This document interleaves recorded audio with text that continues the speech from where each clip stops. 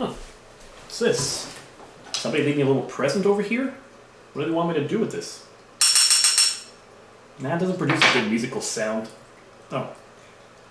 I guess I know what someone wants me to do. Thanks, cats.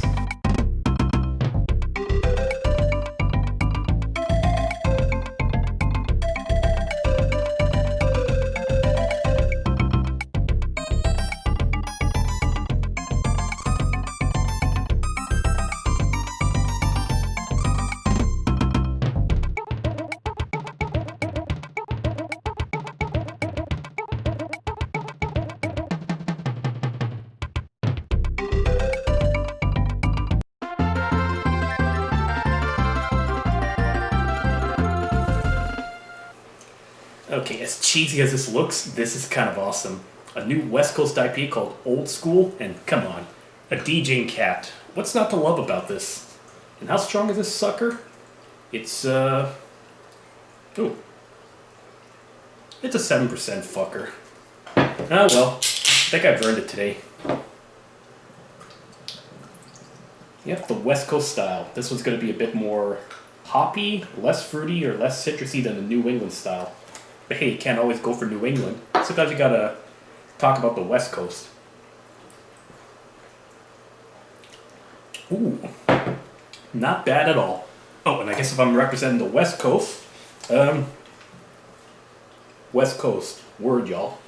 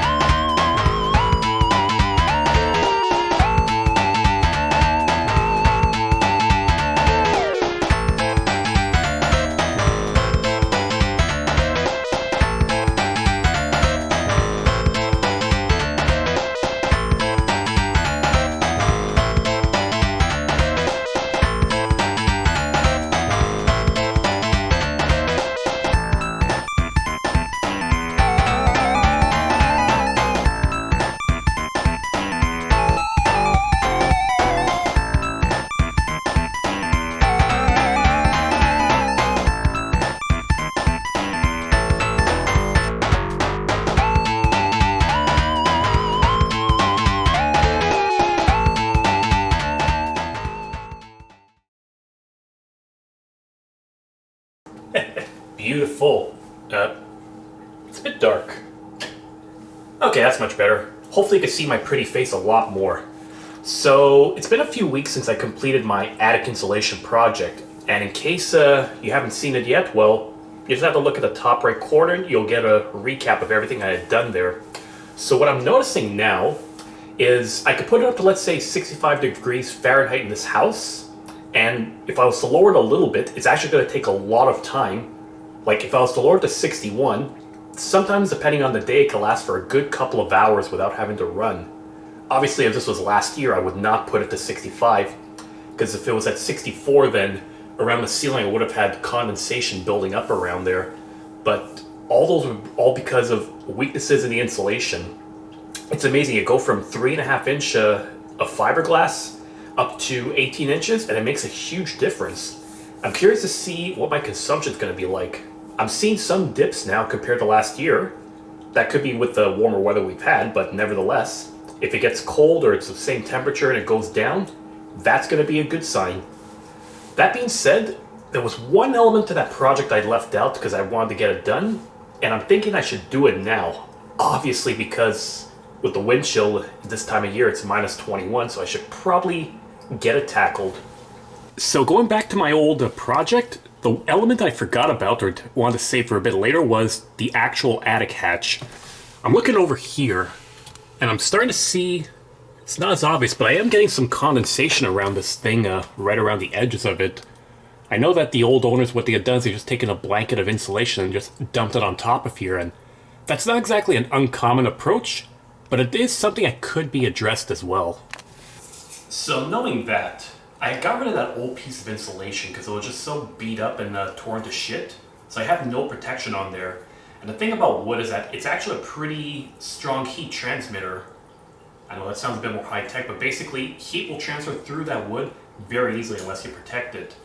And the condensation is probably some air leaking around that could cover it up.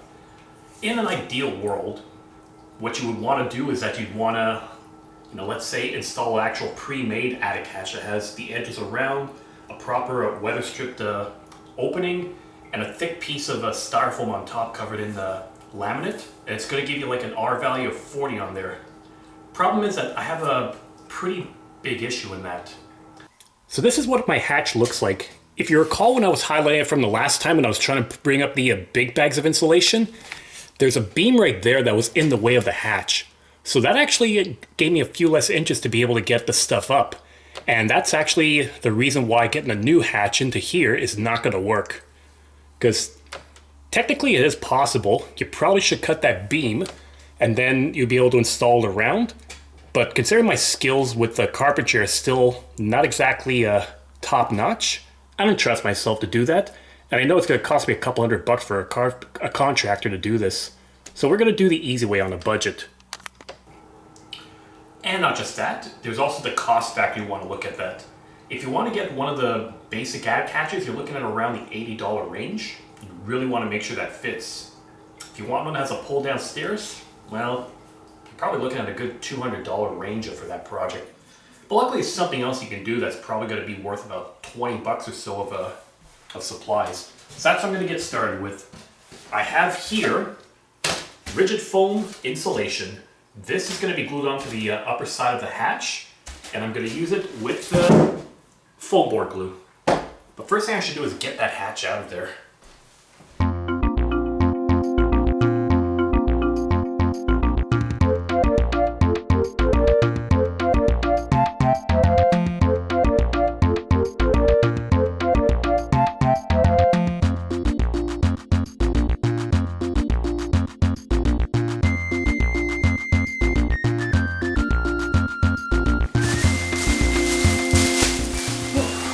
I have a little bit of plastic left from an old project from many years ago that I'm just going to lay on this to give it a little bit of protection.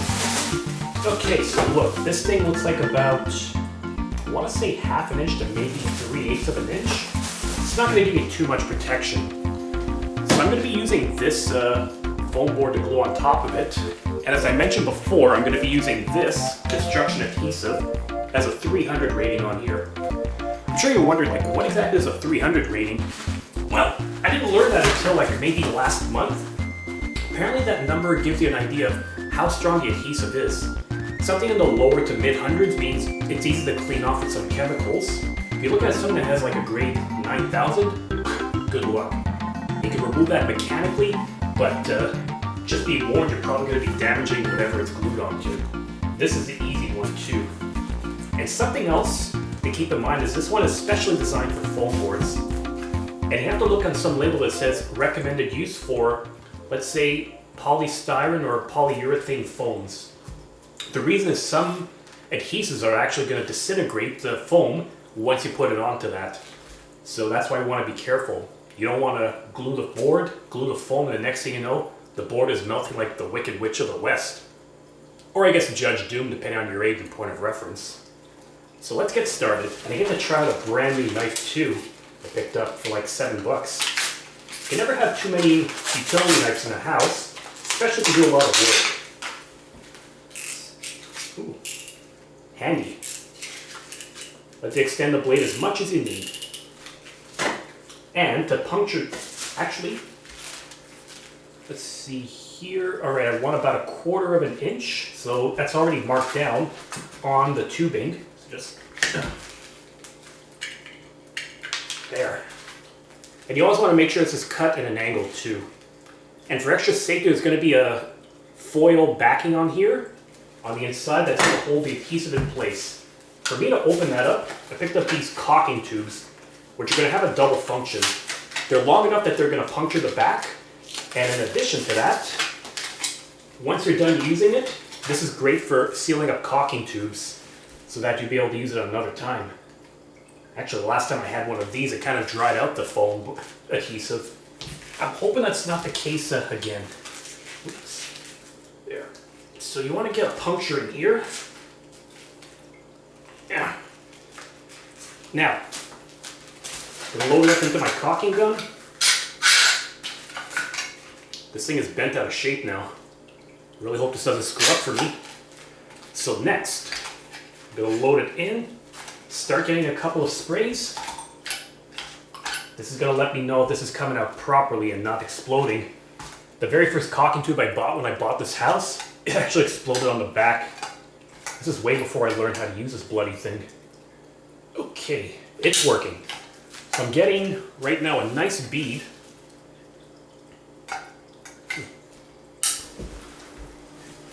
So as you're seeing here,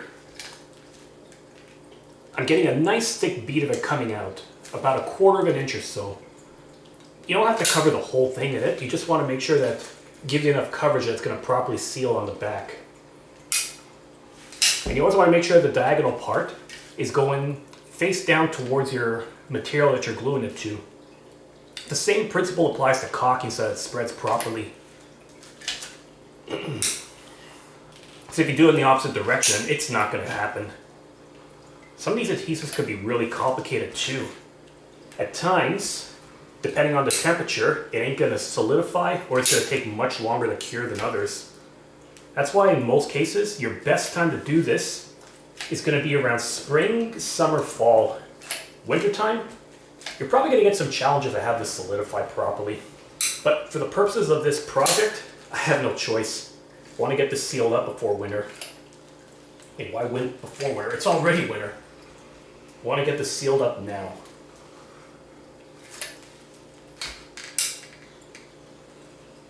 All right.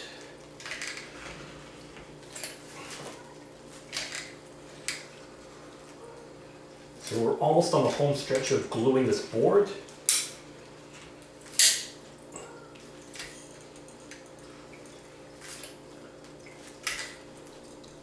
And then when you're done, make sure that before you get to the end, you hit the release button on your caulking gun. That way, if there's any runoff, it's not going to keep it rolling out after you're removing it. There, so I got a little bit of a runoff. There. So this part's done.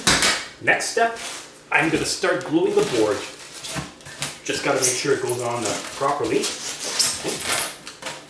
This doesn't look like it's going to fit completely. So I'm going to improvise.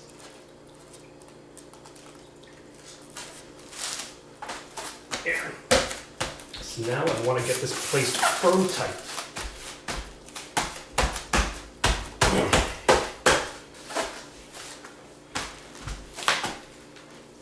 Okay, now I flip this thing over. It's time to get this kind of trimmed. But to make sure I have a clean cut, there's a trick that I learned too. Everyone knows how to use a measuring tape, right? And if not, well, there's probably a tutorial on YouTube. There's a tutorial for everything these days. But here's a handy little trick. What you could do is just take the back of your tape along the board. Let's see, let's get it to about here so I get a good lock. And then, yeah, I'm going to use this. Sometimes it seems like it's a lot easier to do this, but this one's giving me a few problems. But the idea was if I take the back of this, run it across the foam board, it would give me a nice tight seal. That didn't seem to happen at all. Let's get this all done completely straight.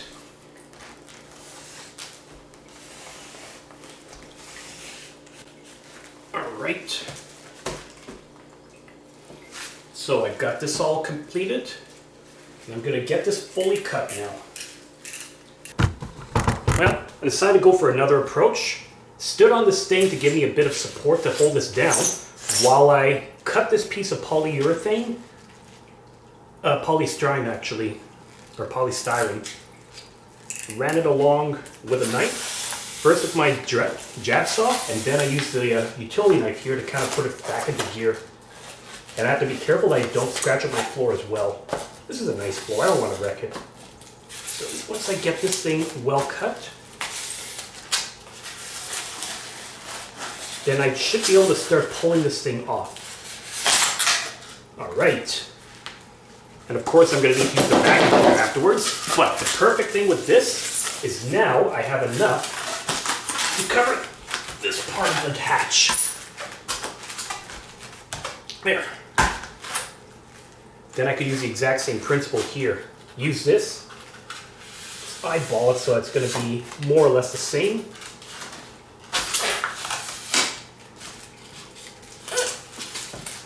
There. This cutoff is done.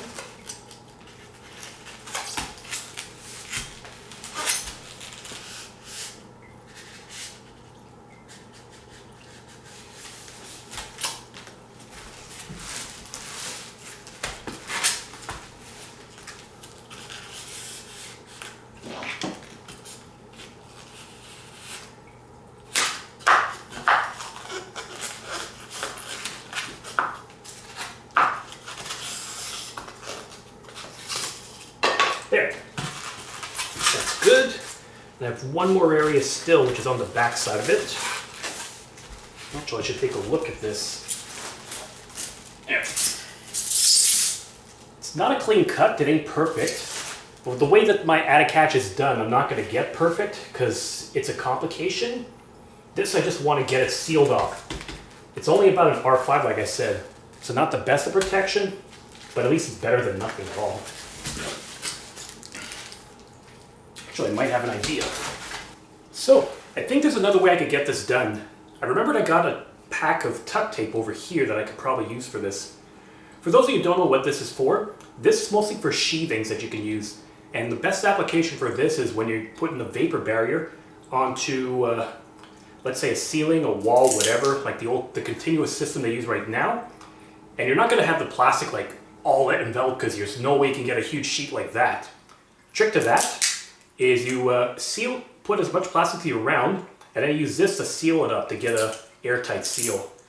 And this works pretty well too.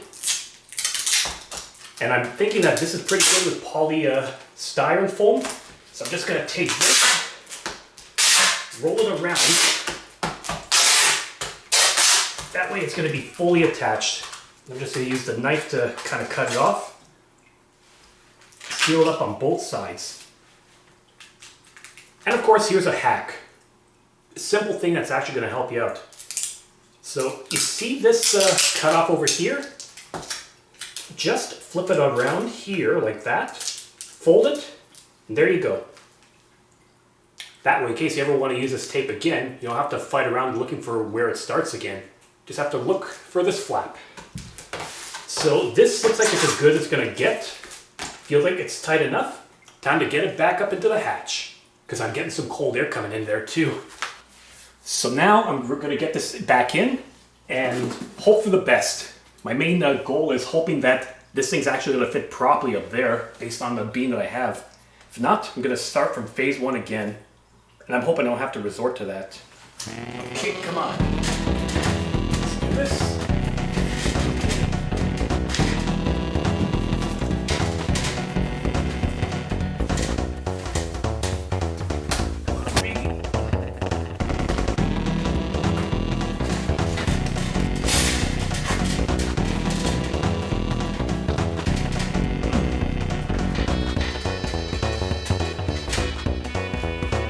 Okay, it's in. It was a bit of a tight squeeze, but I seem to have some problems with some weather stripping now, so I really should get that fixed up too. One thing leads to another, don't they? Whew. Okay, got a few supplies I'm gonna use to put this to place. So, this over here is a little piece of strapping I happened to pick up at the hardware store. It's about 1 inch by 2 inch, and it should be good enough to help you with some of that weather stripping here. I'm gonna be using this with number 8 Robinson head screws. They're about 1 1/4 inches thick, which should be just perfect to hold this in place. And lastly, for all of the weather stripping that looks like it's been ripped off, if ever you want to do a project like this yourself, the best thing that you can use is this one here, expandable weather stripping foam. This stuff does wonders, but oh, good idea. You remember my other video I showed about winter savings? I said the exact same thing. This stuff is great because it expands and it's able to be applied and stick to uneven surfaces. Attic hatches are like one of the best applications for this. So first I think I should load up my drill bit, or my screwdriver bit, into my drill. ever you need a quick, easy shortcut to try to get your drill bit in, some of these drills will have like a twist over here for you. My suggestion, don't even bother with that. Watch this. I'm gonna put it to rotating. It's gonna be rotate clockwise, and now hold this part that you spin. It's tight. Now, I'm gonna get the strapping in so that it's able to hold it in place, which actually gives me a better spot to be able to hold my weather stripping. Because yeah, if you look, when I was originally doing the weather stripping for the hatch, you'll notice that I put it right over here, but any kind of weighting is just gonna make this drip down because it's not being held into place anywhere. Same thing, well, it's compared to over here where it's actually held onto the woodwork to hold it into gear. This should be an easy fix for me.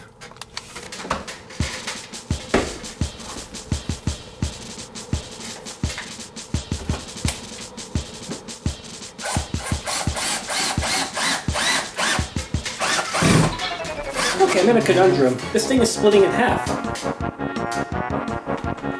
How am I gonna make this work? Well, first off, I'm not gonna bump my head like an idiot.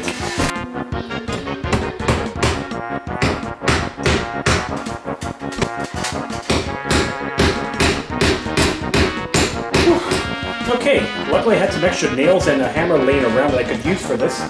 Now it's firmly in here. So next, I'm gonna get my weather stripping to be able to get this into gear. Gotta find a way to get a camera up here. I was trying to do it from this angle. It's a pain in the ass because you can't really see what I'm doing this clearly.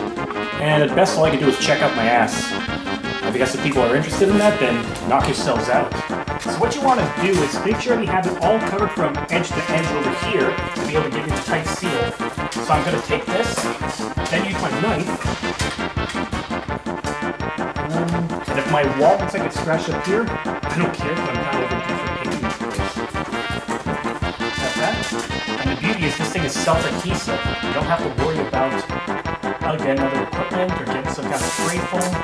Just peel off the backing, and then in here.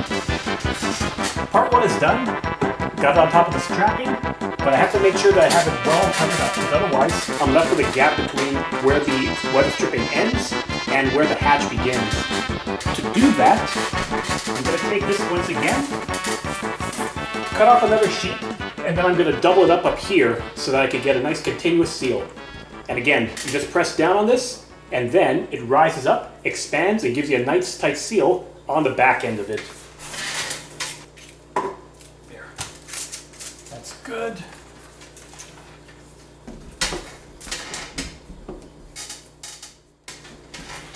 All right, let's see.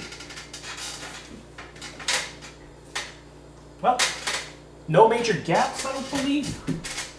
It's kind of cold on this wall, but again, that's just because this thing's been open for a while.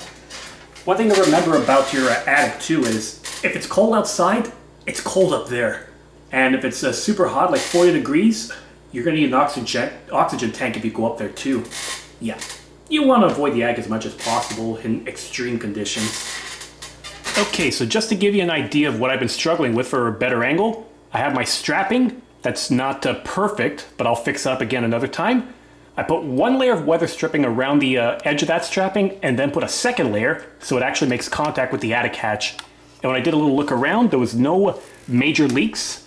If there's any small ones, then it's minuscule because it's actually going to be way more efficient than it was last year when I had nothing at all. Imagine all that air that's in the attic means it'll be seeping into the house. And that's a big energy loss too. Oof. So on that note, I guess it's probably time to get everything else cleaned up, close this door, and then shut the light off in the closet. All right, this is one of the stranger things they've done. The light switch for my closet here is in my bedroom. I gotta get that changed sometime. It doesn't make sense.